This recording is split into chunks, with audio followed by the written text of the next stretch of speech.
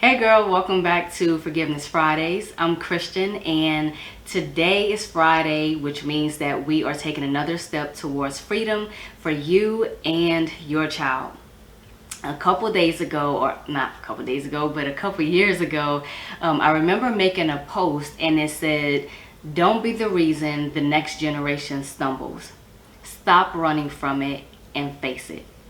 And I just want to take this time and offer you the opportunity. I want you to think back about a time that someone was expressing or sharing with you something that was done to them. Maybe they got offended whoever, and your response could have been one out of two things.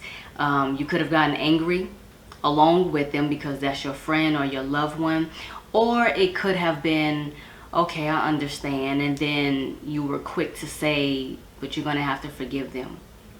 All right. And so sometimes I think we can be so quick to tell someone to forgive without allowing that person to really walk it through. There are some forgiveness journeys, everyone's forgiveness journey, it differs, right? So some are more complex, some are more traumatic than others, some are easier than others. I talked about in the last video that there are some people who grew up in a home, they were raised where they had a healthy model of what forgiveness looks like, whereas others, they didn't, right? And so obviously there's hope because God's hand is still on your life, right? He said he would never leave you nor forsake you, and his hand is on your life. So the fact that you're still here means that he's not done with you. But I want you to take the time to understand that not everyone is going to be so quick to forgive, and you don't ever want to make somebody feel that their feelings are not valid. Yes, the end goal is to forgive because it's not for the other people who hurt you, it's for you and your child. But you still want to be mindful of just being so quick to say, but you got to forgive that person, right? Allow that person to walk through that experience. Allow God to work on that person's heart and perform surgery on that person's heart. Because the enemy does play, he does use unforgiveness. The enemy uses unforgiveness to play on us. And when we don't have, when we're not walking in forgiveness, it blinds us to the schemes of the enemy, right? And so I want to get straight into it. It's a very short video today, but I want to just share with you. I remember a couple years ago when my son started asking me questions about his dad not being present in his life. And this was around the same time, we would go outside. My son would say, "Hey mom, can we go outside?" And I'm like, "Yeah, we can go." We'll go outside, he's riding his scooter or whatever, and we'll run into a dad and his son, or a dad and his daughter. And my son would immediately get upset. He was shut down to the point where he's like, "I'm ready to go home." And it would really bother me. And sometimes I would say, "No, we're going to stay out here. We're going to ride. You're going to enjoy it." And there were times where I made him stay out there. We would continue to, I would continue to have him ride his scooter or whatever, or his bike at the time. But he wouldn't enjoy it. So he really would just shut down for the rest of the day. And so I remember looking at my son one day and thinking to myself, like, God, I don't want my son growing up angry with his dad. I don't want him growing up with all this bitterness and resentment. I don't want him growing up as an angry young man. I don't want that. And so I wanted to talk to him about forgiveness. And some of the things, I want to say this before I forget.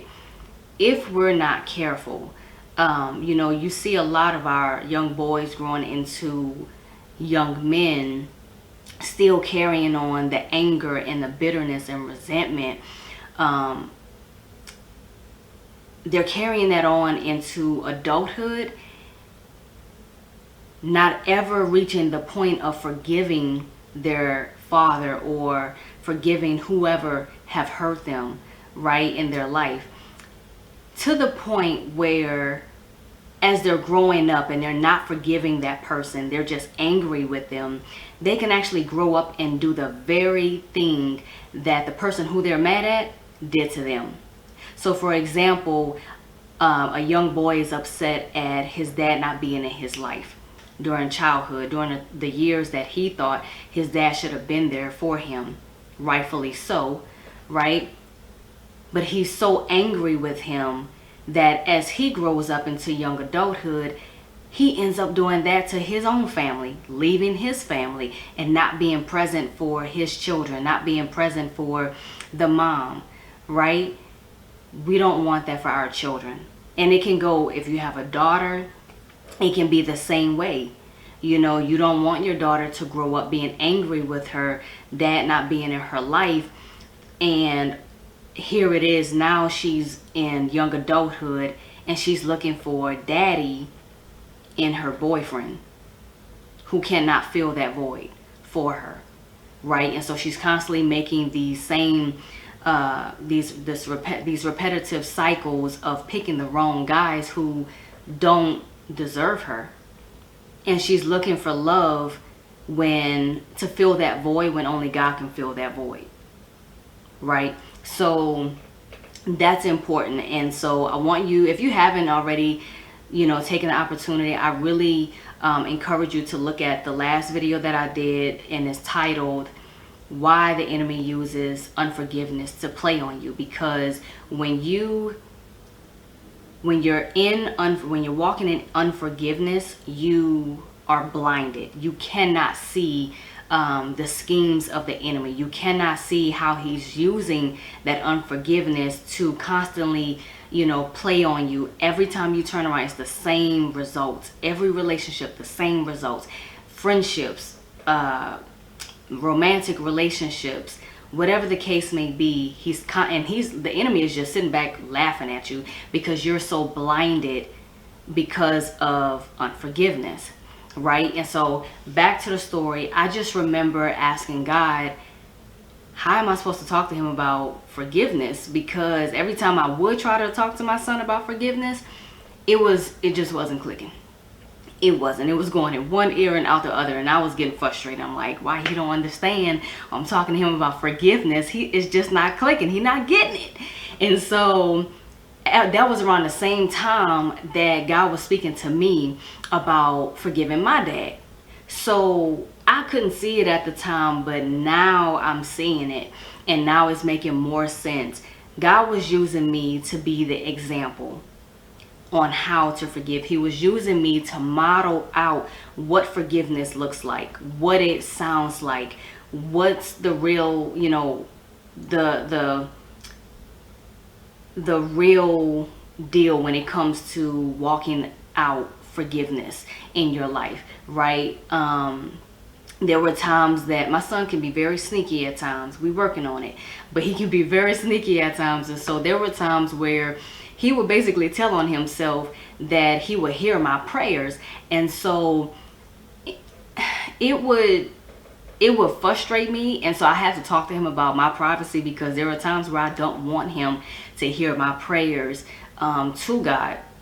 But there were also times that I saw how God was using that for my son to see, okay, my mom is praying for God to help her with her heart.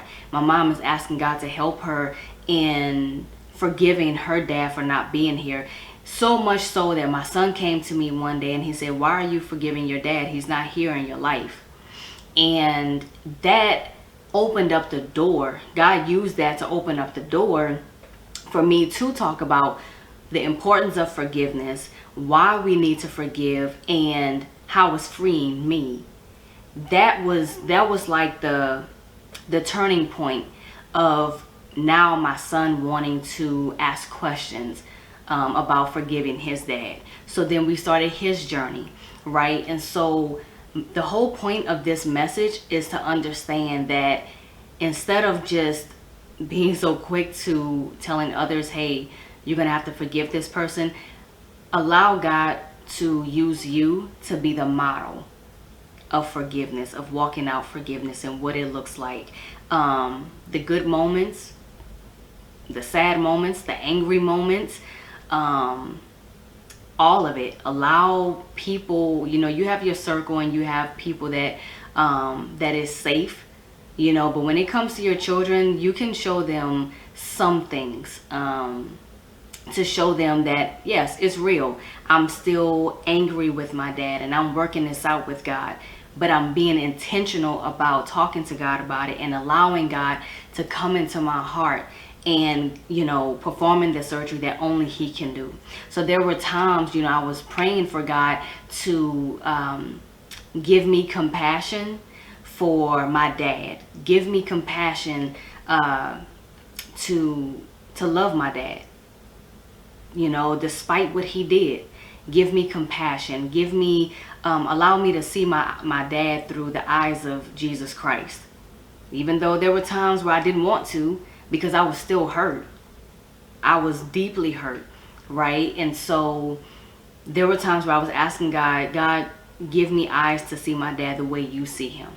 Can you increase my capacity to grace him? Increase my capacity, because I didn't have it.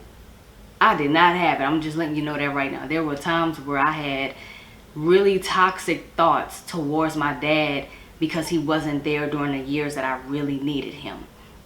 All right, but I had to ask God, increase my capacity to grace him. Right? There were times where I was asking God to fix my heart posture. Give me the heart posture to love him where he is, to love him despite what he did, and to still respect him. To still respect him as my dad. Right?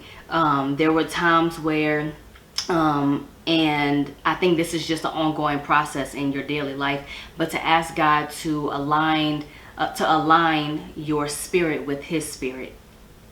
All right. So the whole point is be intentional about asking God to help you be the example, to be the model of walking out forgiveness to your child. Because it's not just about you, it's for you, your children, and the generations to come. All right, so that's all I have for you today. Hopefully this is a real quick video. I think it's like 12 minutes, but hey, it's taking steps toward your freedom. So forgive me if it's too long. Other than that, go ahead and share this video with another mom that you know can benefit from this. I hope this helps you. Go ahead and like this video, subscribe to this channel if you haven't already, and I will see you in the next video. Thanks.